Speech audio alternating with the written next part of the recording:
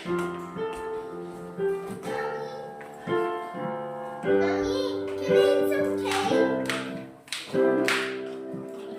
want some cake? May tissue ka, Timo. Here, ako lang. Here. Yeah, it's over there.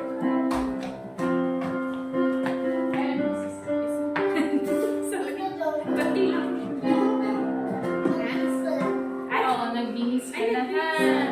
Thank you, sis. Thank you. Nagbihis na ang mga girls. Ang mga boys, wala. Hindi pa nakabisi Sit here, sit here.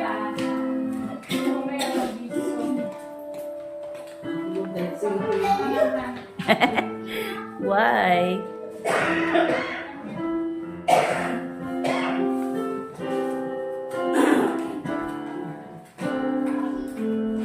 The niece is Grace. Ate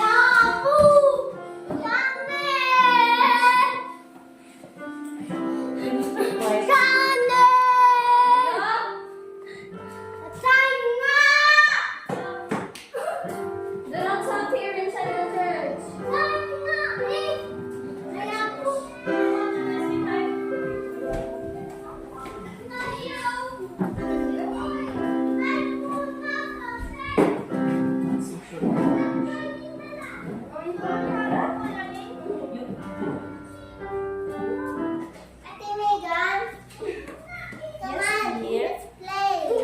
Oh, you play that. Sige na, Teres.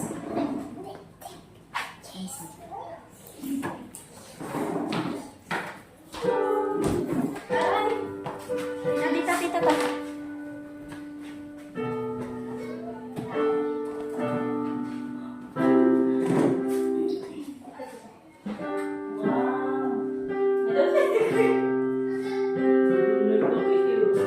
I don't like the cream.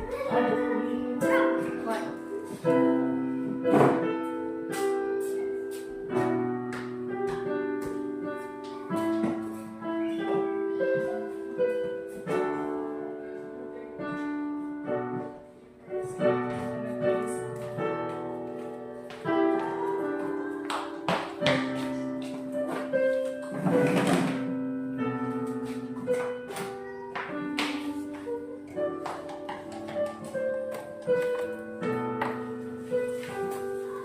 Here.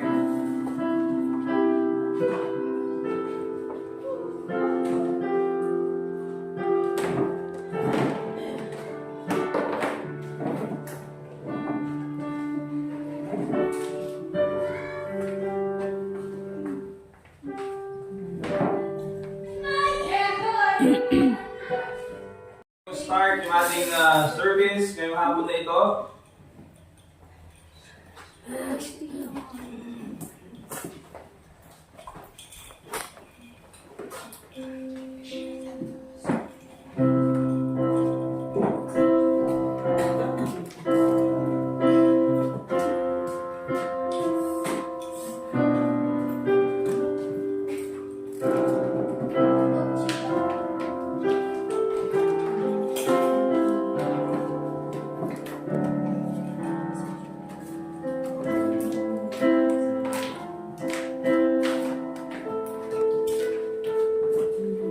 Message ko muna yun.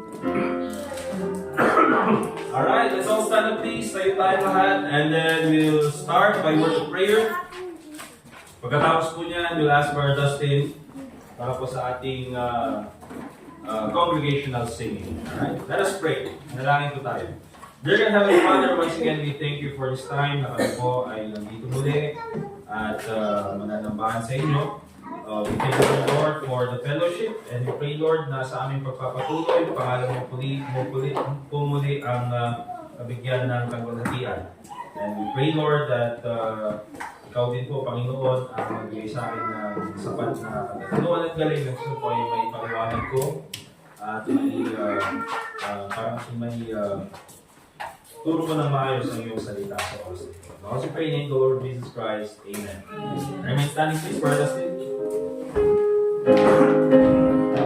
Let's have a song po sa Song 248, 248. Song 248. Now I belong to Jesus. Let's sing on first.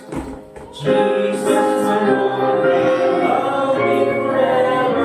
From him the far off evil can sever. He gave his life to ransom my soul. Now I belong to him. Now I belong to Jesus. Jesus belongs to me.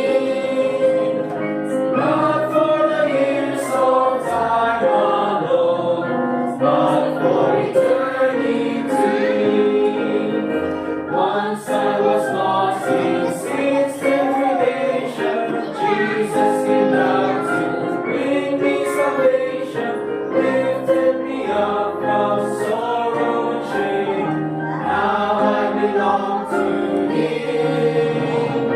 Now I belong to Jesus. Jesus belongs to me. Not for the years of time alone, but for eternity.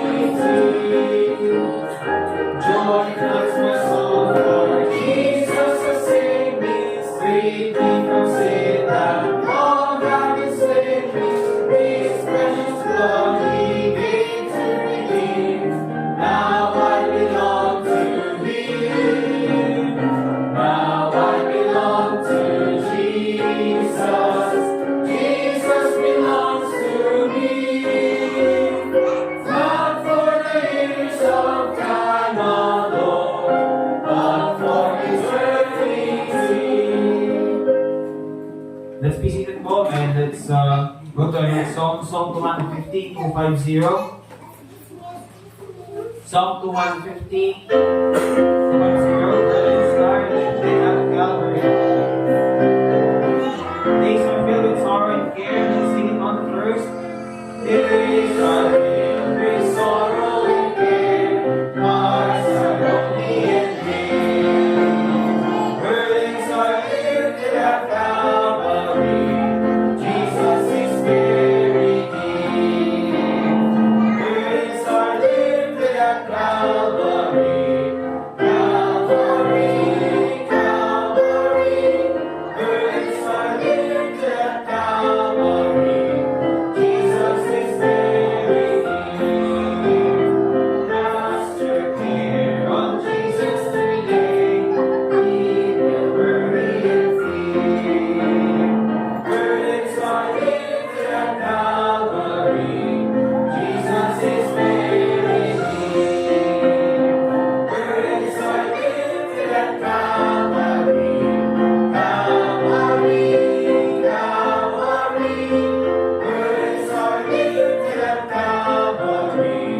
Jesus is buried deep. Troubled soul, the Savior can see. Every heartache and tear. Burdens are lifted at Calvary. Jesus is buried deep. Burdens are lifted at Calvary. Calvary, Calvary. Burdens are lifted at Calvary. Jesus is buried deep. Alright, Matthew chapter 6, mga kapatid. Than that, pero we have to refocus. We have to refocus our perspective. Huwag nating tignan ang buhay in a one-dimensional way. Physical lang. And normal, kasi yun yung nakikita natin eh. physical. Alright?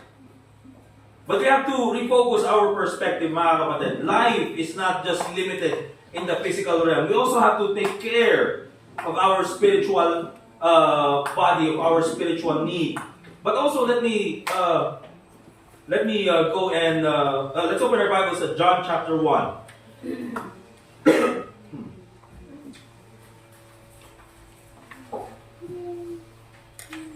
John chapter 1.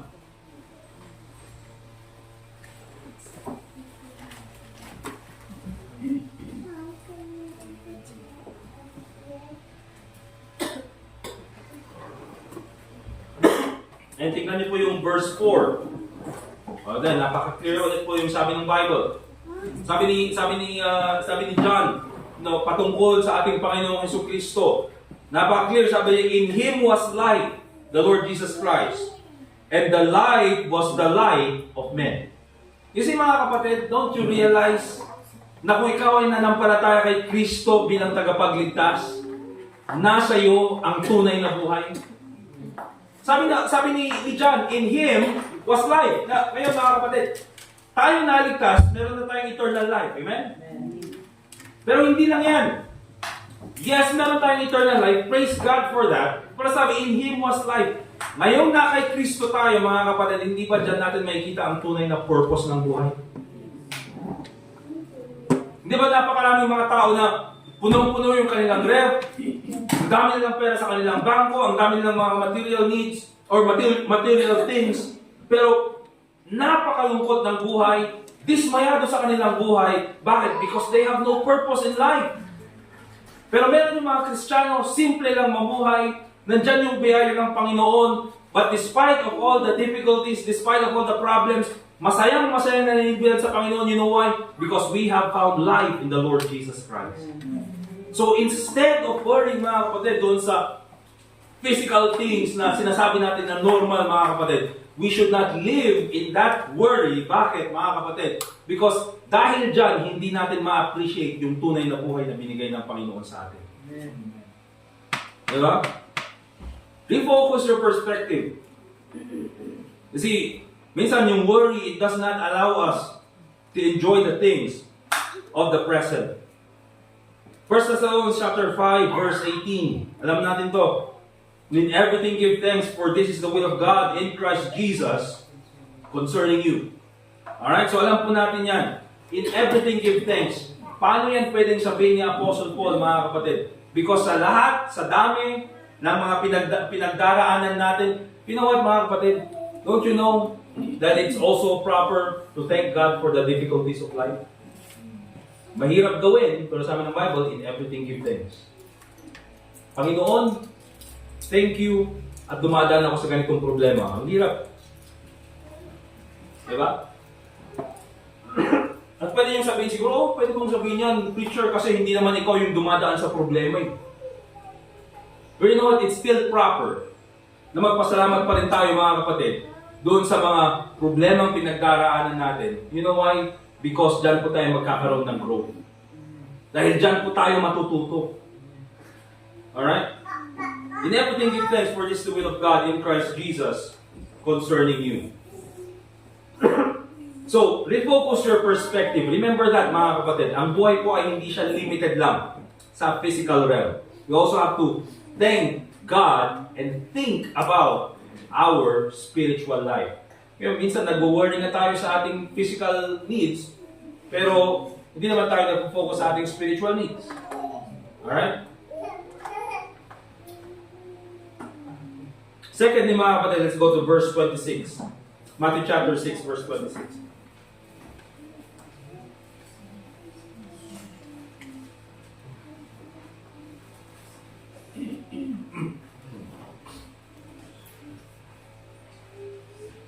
Verse 26, sabi ng Bible, behold the fowls of the air, for they sow not. Wala namang nakita yung tanga-binlit nga niya, binlit nga din, nagmulmulaw, naglaimot na din. Di ba? Nakita niyo yung kalapati naman. Oh, galing oh, nagpa-farm siya ng kakainin niyang mga uod. Hindi, walang ganun mga kapatid. Pero sabi niya ganyan, neither do they reap, nor gather into barns. Yet your heavenly Father feedeth them. Are ye not much better than they? You see that mga kapatid, nandun yung question, na hindi ba mas importante ka kaysa sa kanila? And sinabi ni Jesus Christ, before sabihin yung question na yun, your heavenly Father feedeth them. Kaya sinasabi dyan, kung yung ibon na hindi naman nagtatrabaho, hindi naman siya nagtatanim, hindi naman, ang tawag doon, nag-reap. Hindi naman nag-harvest, Tagalog, sabi ko. Hindi naman nag-aani, di ba? Hindi naman nag-aani. Pinapakain ng Diyos, your heavenly Father, na iyong Ama, are you not much better than they? Hindi ba mas importante ka? So yung tanong ni Jesus Christ. And so, hindi lang refocus your perspective mga kapatid. But we have to remember mga kapatid that God is our Father. Minsan nakakalimutan natin na ang Diyos, siya ang ating Ama. And one of the biggest things mga kapatid to do, to battle worry is we have to remember mga kapatid na tayo ay anak ng Diyos. If John 1:12, alam po natin kung ikaw ay nanampalataya kay Kristo bilang tagapagligtas, you are a child of God. But as many as received Him, to them gave He power to become the sons of God, even to them that believe on His name. Tayo po ay mas importante mga kapatid kesa po yung fowls of the air. Okay? And oftentimes, minsan umaabot tayo sa point na akala natin walang pakialam ang Diyos sa atin. But it's very important na i-remind sa atin mga kapatid. Yung sinabi ng Bible kanina as we have had yung lesson natin kanina sa Sunday school. Alright? So what shall it profit a man if he shall gain the whole world and lose his own soul? If he shall gain the whole world and lose his own soul. Ibig sabihin mga kapatid, ang kaluluwa ng tao mas matimbang kaysa sa buong mundo. Sa lahat ng kayamanan ng mundo. And so kung ganon katimbang ang kaluluwa ng tao, you see, you are more important than the fowls of the air.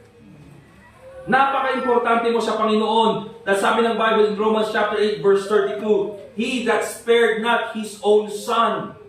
God, na binigay niya yung kanyang sariling anak na mamatay sa cross, may living at muling nabuhay, but He delivered Him up for us all. How shall He not with Him also freely give us all things? Kung yung anak nga ng Diyos, the only begotten Son of God, ay hinayaan ng Diyos na mamatay sa cross, alang-alang sa atin, because we are, very important in the sight of God, what shall it profit a man if he shall gain the whole world and lose his own soul? Okay, kung napaka-importante tayo at ginawa yun ng Panginoon, kasi mga kapatid, it's very clear na makita natin na tayo, even in the small things, God will provide those things. Alright? How shall He not give Him with also? How shall He not with Him also freely give us all things? So kung kaya niya basically mga kapatid, ganito yung logic ng verse na yan, Romans chapter 8 verse 32. If He can provide your salvation, He can provide your needs. Naintindihan mga kapatid? Kung kaya niyang i-provide yung salvation mo, na imposibleng gawin ng isang tao, He can provide all your needs. Naintindihan? He that spared not His own Son, sabi ng Bible. So remember that you are a child of God. Huwag mong kakalimutan yan. There are times na you might worry. Nakakala mo, parang walang provision na dumarating or kulang. Here's the thing mga kapatid, balikan na lang natin yun, sa past natin, okay? How many times have you worried? Many times, amen? Kulang yung budget, kulang yung tuition, kulang yung pambayad, kulang yung pambili, kulang. Yung iba nga, kasama mo pa, kulang-kulang. Di ba? Ang daming kulang. Kung titignan mo, ang daming kulang. Kita ang sibagin, kurang. How many times have we worried? And yet, andito pa rin tayo. Naintindihan mga kapatid? How many times na nag-worry tayo, and yet, nandyan pa rin yung provision ng Panginoon? How many times na nagutom tayo, pero hindi naman pala natin ikakamatay? Gets? Okay? So, if God gave up the most important thing, His only begotten Son, what makes you think that He won't provide for your needs? Alright? So, remember that you are a child of God. You have to refocus yung perspective. Life is more than the physical needs. We also have to thank God for our spiritual health, for our spiritual growth. Ito, number 3, very important. Very practical. Look at Matthew chapter 6, verse 31 and verse 32.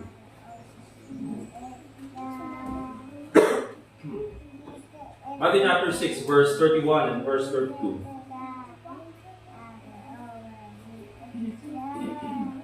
Sabi niya ngayon, therefore, take no thought, saying, what shall we eat, or what shall we drink, or wherewithal shall we be clothed? For after all these things do the Gentiles seek. For your heavenly Father knoweth that you have need of all these things. Let's go to Luke chapter 12 para mas maintindihan natin.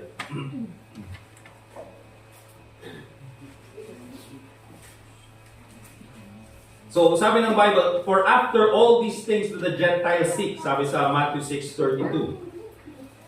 Doon sa Luke chapter 12 verse 30, ang sabi naman dyan, for all these things do the nations of the world seek after.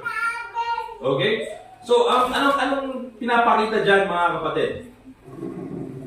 Tayo, mga kapatid, we have needs. Amen ba, mga kapatid? Do you have needs? Amen. Katulad ng mga unbeliever, amen? Yung unbeliever, they have needs. Yung believer, they have needs. Kaya huwag niyong sasabihin na, bakit nung naging Kristiyano ako, saka pa ako nagkaroon ng maraming problema? Bakit? Nung hindi ka pa Kristiyano, wala kang problema? Diba? So, parehas, unbeliever, believer, they have needs, they have problems, they have difficulties. Meron silang mga financial needs or financial difficulties. Lahat po, both believer and unbeliever. Ang pagkakaiba is this. The Bible says in Luke chapter 12, verse 30, for all these things do the nations of the world seek after. Kaya kung titingnan natin, yung mga unbelievers, imbis na gamitin yung unbeliever, ginamit ng Bible, the nations of the world seek after. Yung unbeliever, ang focus niya, mga kapatid, is to solve that problem. Kaya yung unbeliever, gagawin niya ang lahat para lang masolve yung problem na yan. Kaya yung unbeliever, in some point, mga kapatid, kahit gagawa ng illegal, gagawin niya in order to solve that problem. Pero ito yung kaibahan naman, mga kapatid, ng mga mananampalataya. Sabi ng Bible, if you go back to Matthew chapter 6, verse 32, for after all these things do the Gentiles seek. Yan yung priority ng mga unbelievers. Pero ang sabi niya, for your heavenly Father knoweth that you have need of all these things. Pero dahil ikaw ay anak ng Diyos, alam ng Panginoon kung ano ang kailangan mo. Nagets niyo? Okay? So yung point dito, mga kapatid, is in order for us na labanan yung anxiety na lang, wag lang nating isipin or alalahanin na tayo anak ng Diyos. Wag lang nating i-refocus yung ating perspective. But we also have to do this, mga kapatid. Pray for provisions. Di ba? Alam naman pala ng Panginoon yung pangangailangan natin. Ang kailangan lang natin gawin, mga kapatid, ay manalangin. We just have to pray for provisions. Ibig sabihin yan, mga kapatid, we are dependent upon God. Okay? Yung unbeliever, he's doing it on himself or he's doing it by himself. Mahirap kaya i-solve ang problema na mag-isa, mga kapatid. Okay? Pero tayo bilang mga mananampalataya, meron tayong Diyos na pwedeng tumulong sa atin. And so, anong kailangan lang natin gawin? We have to pray for provisions. So, kung titignan po natin, look at Matthew chapter 6, dahil nandyan po tayo. In Matthew chapter 6, doon sa beginning ng Matthew chapter 6, isa po sa kanyang mga tinuro, kung paano manalangin. Okay? So, bago diniscuss ng ating Panginoong Hesukristo yung about worry, about, anxiety, He also taught us first how to pray. And in the same chapter, kung titignan po natin, isa sa mga pwede nating gawin in order for us to combat or to destroy or tanggalin yung worry sa buhay natin is going back to prayer. At isa sa mga pinag-pray or tinuro ng Panginoon na dapat natin ipag-pray sa verse 11, give us this day our daily bread. Okay? Panginoon, ikaw po ang mag-provide ng pangangailangan namin sa araw na ito. Okay? And napaka-importante na makita natin yan. Sabi niya ganyan, give us this day. Itong araw na ito. Yung aming pangangailangan, yung aming pagkain. Hindi ba, tulad ng, nabanggit ko na ito dati, hindi ba parang mas okay, preacher, nabanggatin natin, Panginoon, i-provide mo po ang aming pangangailangan ngayong week na ito, ngayong linggong ito. Di ba? Parang mas practical. Panginoon, ngayong month na ito. Panginoon, ngayong year na ito. Pero very specific yung sinabi ng ating Panginoon Jesucristo, give us this day our daily bread. You know why? Because we have to pray to God every day. Mananalangin ka ngayon, Panginoon, i-provide mo pong pangangailangan namin sa araw na ito. And then bukas, you still pray to God. And then pray to God after that. And then pray to God after that the next day. Bakit? Nagpapakita yan that we are dependent upon God. Kaya pray for provisions. Mingi po tayo sa Panginoon. Anak tayo ng Diyos. We have, mga kapatid, the authority na lumapit sa Panginoon because of the Lord Jesus Christ. Diba? Tingnan niyo po yung Hebrews chapter 7. Go to Hebrews chapter 7.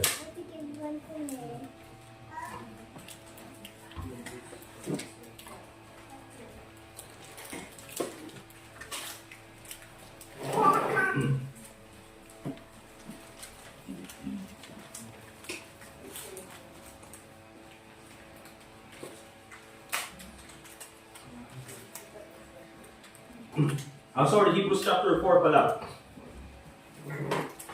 Verse 15.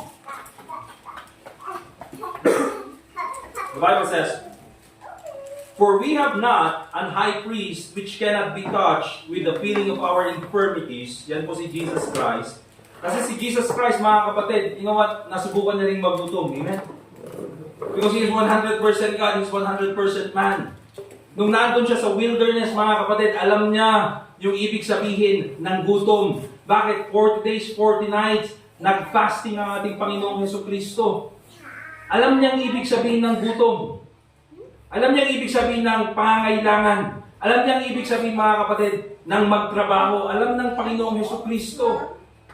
Okay? Kaya sabi niya ganyan, wala po tayong high priest na parang unaware sa mga nangyayari sa atin. Okay? And so sabi niya ganyan, that which cannot be touched with the feeling of our infirmities, but was in all points tempted like as we are, yet without sin. Kaya sabi sa verse 16, let us therefore come boldly unto the throne of grace. You know why you're a child of God? Ikaw ay anak ng Diyos. Ikaw ay ligtas, nampalataya kay Kristo bilang tagapagligtas. Jesus Christ is your high priest. Here's the thing, mga kapatid. Pwede kang lumapit sa Panginoon. Pwede kang lumapit sa Diyos. And the reason why marami sa atin, mga kapatid, ay continuous yung ating worry is because hindi tayo lumalapit sa Diyos. Di ba?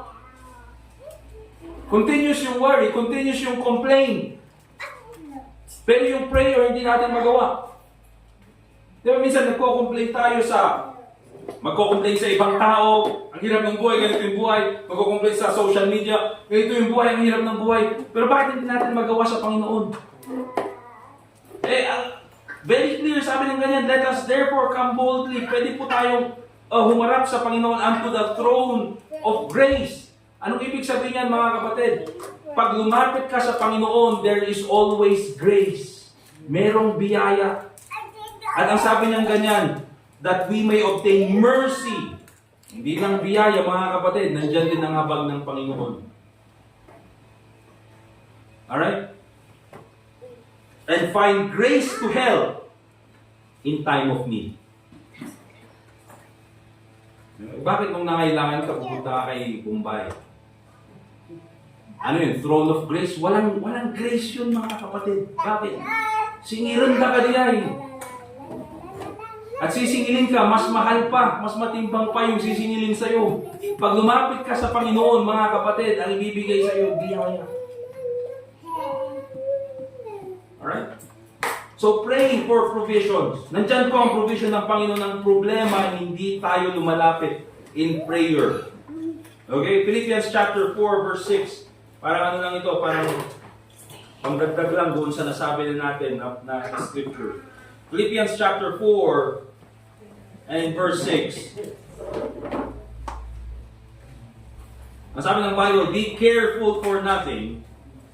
Okay? Huwag kang mag-worry about anything. But in everything, by prayer and supplication, sa lahat ng bagay, ano man ang kailangan mo, sa magitan ng panalangin at paghingi, with thanksgiving, kasama na ang pagpapasalamat, let your requests be made known unto God. Do you have need today? Say amen. Amen. Meron ba tayong need sa araw na ito? Say amen. Amen. Sinabi mo ba sa Panginoon? Diba? We have need. Pero bakit din natin sabihin sa Panginoon? So don't worry about anything. Rather, put everything to God in prayer. At ito po, number 4, verse 30 and verse 34. Ngayong nalaman na natin, mga kapatid, that we can pray to God. Ngayong nalaman na natin that life is not just focused on the physical realm at nandyan din yung spiritual realm na dapat natin ipagpasalamat at mas lalong alagaan. At nakita rin natin, mga kapatid, our position as a child of God. Here's the thing, mga kapatid, that we need to reevaluate yung ating priorities. Kailangan natin tignan kung ano ba yung priorities natin. In verse 33 and verse 34, ang sabi ng Bible, but seek ye first the kingdom of God and His righteousness. So, titignan natin na ganyan. So, kung Panginoon naman pala, minsan kung tinitignan natin to, di ba, parang in an unbeliever's perspective, subukan yung isipin nyo kayo ay unbeliever. Hindi nyo pa kakilala ang Panginoon, di ba? Hindi pa nasubukan yung mga kung paano mag-provide ang Diyos. Ay kung titignan mo itong verse na ito, it does not make sense. Tama ba? Bakit? Kasi kung merong need, anong gagawin mo? Gawan ng paraan. Tama? Kung merong pangangailangan, gawan ng paraan. Nag-remedyo, nagdiskita, dagita, amin. Alright? Kasi yun yung ano sa atin, yun yung parang kumbaga yan yung pagkaka-program or dyan natin pinocus yung ating sarili to solve all the problems that we have. Pero kung na-realize natin that God is the one who will provide, na-realize natin, mga kapatid, that God is the one na dapat hingan ng tulong, at na-realize natin that we are a child of God, at dapat magdepende tayo sa Panginoon, then it is logical that we prioritize the kingdom of God. Amen? Kasi siya naman magpo-provide eh. Okay?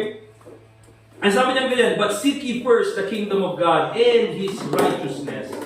And all these things shall be added unto you. Ano yung all these things, mga kapatid? Lahat na yan ng mga pangangailangan natin. Lahat na yan na parang yun yung focus ng mga unbelievers. Alright? You see, kung titignan po natin, if we take a look at the scriptures and magbabanggit tayo ng, probably a few Bible characters. All those na sumunod sa Panginoon at prioritize ang gawain ng Panginoon, prioritize ang preach ng gospel, at prioritize, mga kapatid, ang kalooban ng Panginoon, all of their needs were met. Unang-una, mga kapatid, siguro isa sa mga pinaka-practical example na pwede nating makita dyan, dito sa Bible, is none other than si Elijah. Okay? Si Elijah nagtago sa wilderness dahil gustong ipapatay nila Jezebel.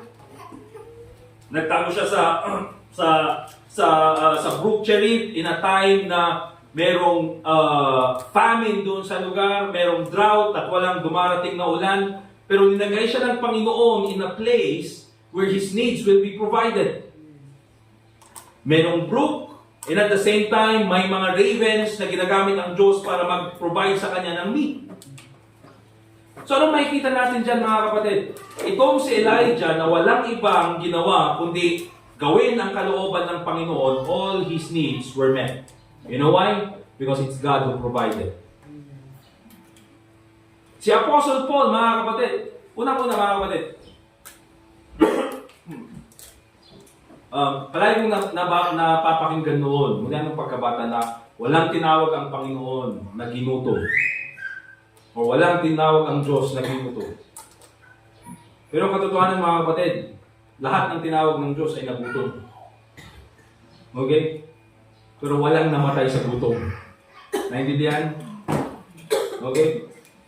For example, si Apostle Paul, mga kapatid, you can see kung paano siya, kung paano niya prioritize ang gawain ng Panginoon. How he worked for all his, for all yung mga provisions na kailangan nila, kasama na yung kanyang mga co-laborers. But everything God provided for them. Ay sabi, nagtrabaho naman si Apostle Paul, di ba? Siya yung gumawa ng paraan para sila ay magkaroon ng pera na pambili ng kanilang pangangailangan. Yes, mga kapatid, who do you think gave him the opportunity to work? It's God. Okay, kaya kahit sabihin natin, ano yung ibig sabihin na hindi ako mag-work, so ang gagawin ko lang. Hindi, mga kapatid, yung trabaho mo binigay ng Diyos so that will be a provision for you. Kaya yung trabaho mo, mga kapatid, hindi pwedeng maging hadlang sa iyong paninilbihan sa Panginoon. Because God gave that to you as a blessing, not a burden. Okay? Lahat po, mga kapatid, sila Apostle Paul, even the disciples, even the Lord Jesus Christ, all their needs were met. In other ways, mga kapatid, in other words, there's no way that God will not keep His promises towards us. If we seek first His kingdom, then our needs will be added unto us. Biblical principle. Amen? And lastly, mga kapatid, dito tayo magtatapos. Let's go to Romans chapter 8, verse 28 and 29. Ito po, bago yung ating conclusion. Romans chapter 8, verse 28 and verse 29.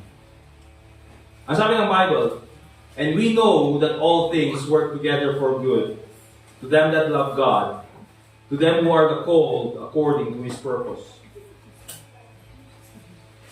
For whom He did not foreknow, He also did predestinate to be conformed to the image of His Son, that He might be the firstborn among many brethren.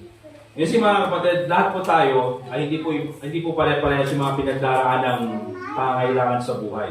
You have different circumstances in life. Okay? Pero lahat ng yan, the purpose is to be like the Lord Jesus Christ. Anong ibig sabihin nito, mga kapatid? If you're a Christian, kung ikaw ay mananampalataya, ikaw ay anak ng Diyos. Hindi lang you should remember that you're a child of God and He will provide your need. Hindi lang you can pray to God. Hindi lang you have to refocus your perspective. Hindi lang you have to reevaluate your priorities, but remember this, mga kapatid. You have to rest on God's purpose. Ang suffering po natin it has a purpose. Praise God for that. Marami po ngayon, mga kapatid, sa mundong ibabaw, they are suffering, going through difficulties, mahirap ang buhay. But because they are not in Christ, there's no purpose to their suffering. Naintindihan niyo, mga kapatid? Ano yung klaseng buhay na nabuhay sa balat ng mundo, dumaan sa hirap, dumaan sa lahat ng suffering, napakaraming hirap ng buhay na pinagdaanan, hanggang na siya pagtanda, mahirap pa rin ang hirap ng pinagdaraanan sa buhay, ang hirap, and then namatay, pumunta sa impyerno. Anong klaseng buhay? There's no purpose in their suffering. Naintindihan, mga kapatid? But para sa atin, yes, there is suffering. But we know that there is a purpose. You know why? Dahil mahal tayo ng Panginoon. He wants us to be like the Lord Jesus Christ. Kaya ang sabi niyang ganyan, mga kapatid, we know that all things work together for good to them that love God, to them who are the called according to His purpose. Mahirap ang buhay. Pero walang kwenta ang buhay na walang purpose. Ang hirap. Alam mo yung parang, kumbaga is, nag-training ka, di ba?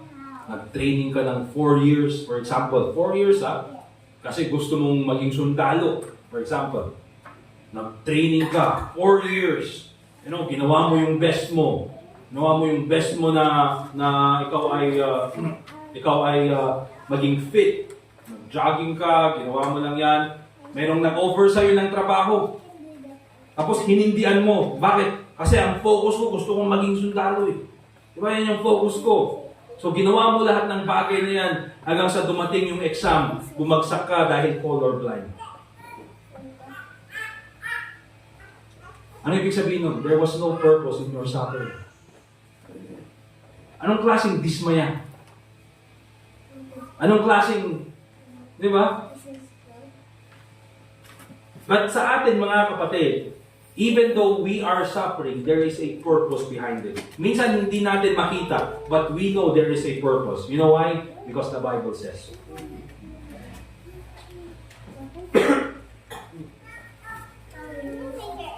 For example, sabihin natin, bakit yung iba? Pero, ang hirap nung sakit na pinagdaraanan.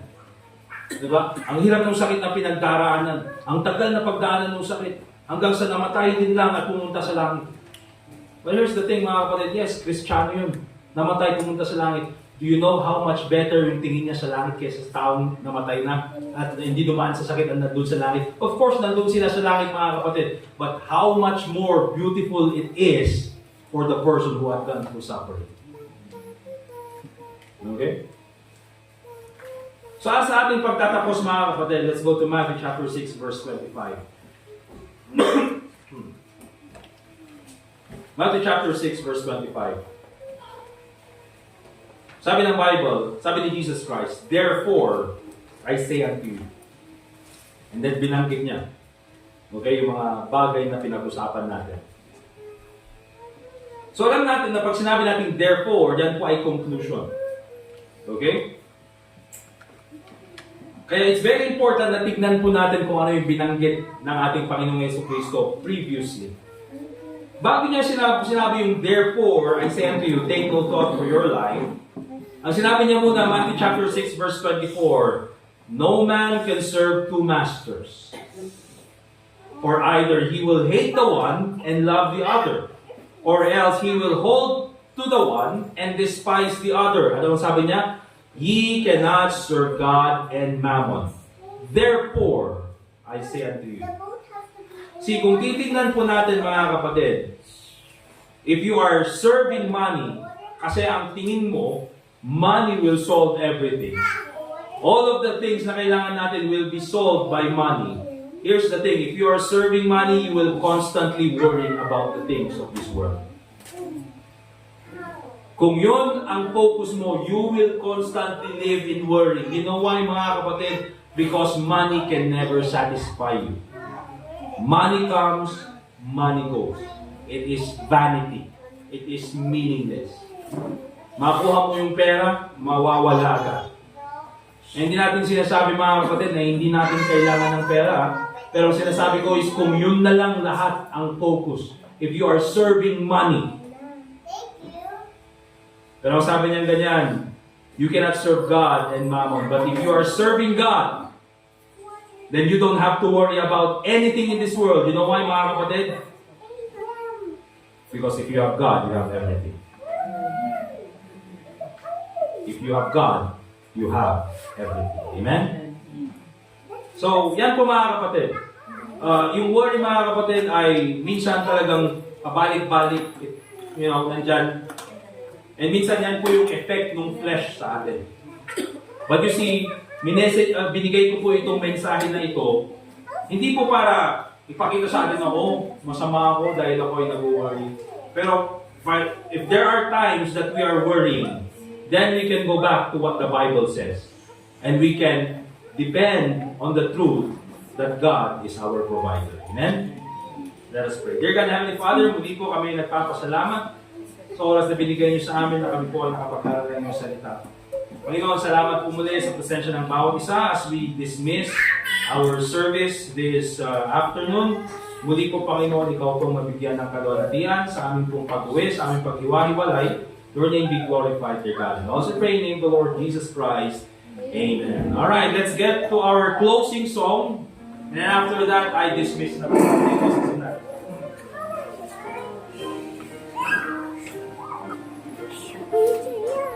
Sophie? 255. Let's sing song number 255. Tayo po tayo lahat, mga kapatid. 255. Come and die. Meron pa bang cake? Meron ba? O yan, come and die na mamaya. Parang Isaiah. All together, first stanza. Jesus has a table spread where the saints of God are fed. He invites his chosen people, come and dine. Feed his man and eat the bit and supplies our every need. Holy sweet is up with Jesus all the time. Come and dine, the Master calleth, come and dine. You may feast at Jesus' table all the time. He who fed the multitudes turned the water into wine. To the hungry come and now, come and dine.